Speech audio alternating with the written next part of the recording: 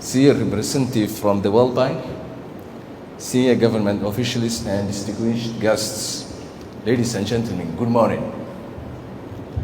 Thank you for joining us in this important and timely policy dialogue.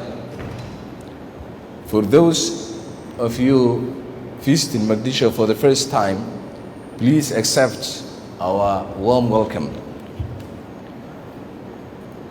If you will, I hope you will get to enjoy the ambience of the cloudy skies and cool breeze of the Indian Ocean.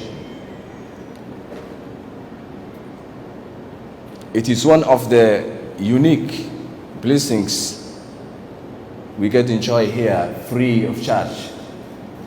On a more serious note, despite being blessed with remedial source, Somalia has continued to face many challenges, especially since the collapse of the central government in 1991 and inducing instability. Recurring natural disasters, food insecurity, armed conflicts, and inadequate financial resources have only worsened the situation, resulting in widespread displacement and poverty. However, insecurity, the absence of effective governance, and the impeded self-delivery of essential services have perhaps had the most significant impacts on the fabric of societies in Somalia. With the generous help of our friends and partners, including the World Bank, the successive Somali governments in the past decade have succeeded in achieving significant progress, especially when it comes to establishing and rehabilitating government institutions and enhancing security and service delivery. The focus has been mainly on laying down the groundwork for reconciliation, stabilization, and ensuing reforms. Much has been achieved. We have developed modern legal frameworks, governance structures, public financial management process, restructured key institutions, developed an inclusive path for political reform, and put in place the structure for linking international support to country priorities. The World Bank's dedicated support, especially throughout the HIPC process, has been a key factor facilitating and driving this change. And for that, we will forever be grateful. Ladies and gentlemen, Somalia today stands at a crucial point in its history, transitioning from a state that used to be characterized by institutional failure and internal conflict to a more peaceful and stable democracy ready to welcome large-scale investments. Our government came into office at the time country was reeling from coincidence of triple shocks, consistent and severe droughts, locust infestations, and the COVID-19 health emergency. As we speak today, many parts of the country are still grappling with the catastrophic consequence of the climate change impacts. Ladies and gentlemen, His Excellency President Hassan Sheikh Mohamud came into office with the promise to materialize a vision of Somalia at peace with itself and at peace with the rest of the world. We formulated our policy priorities for the next 4 years, taking full stock of this vision. The progress made so far. Our 6-pillar government program prioritizes the key drivers of inclusive growth, liberating territories and the security architecture, justice and an independent judiciary, inclusive politics, economic growth, social sector development, and the Somalia at peace with the world.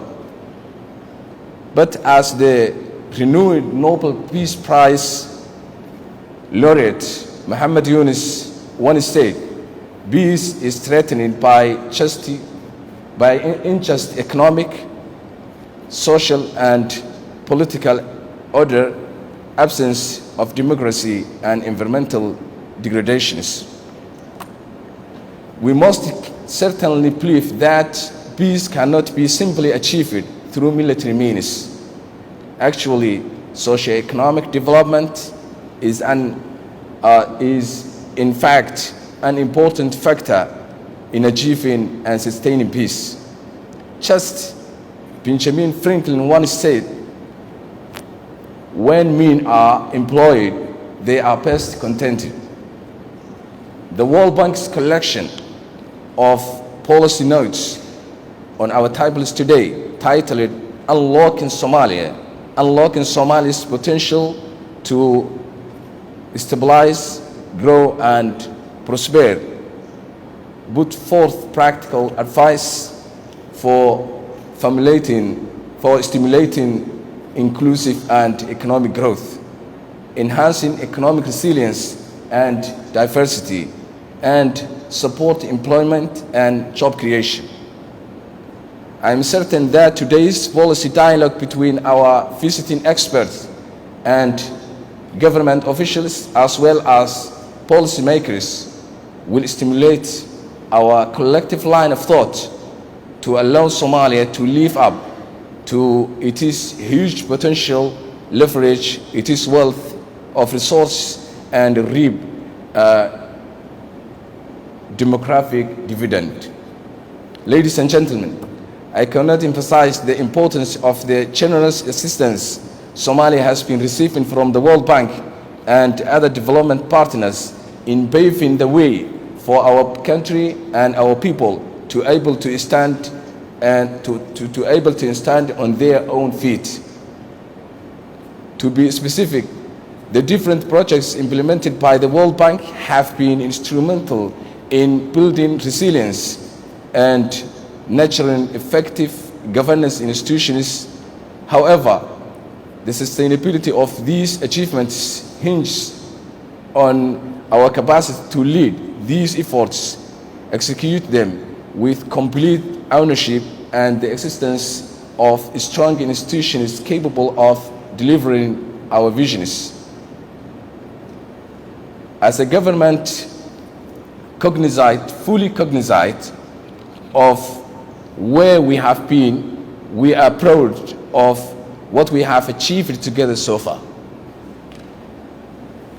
And as we inch towards the completion point of the debt relief process, there will be a significant increase in our need for technical capacities to be able to plan, manage, and execute the investments and loans that will follow in. I firmly believe that strengthening state institutions is the most fundamental step in sustaining growth and development in Somalia.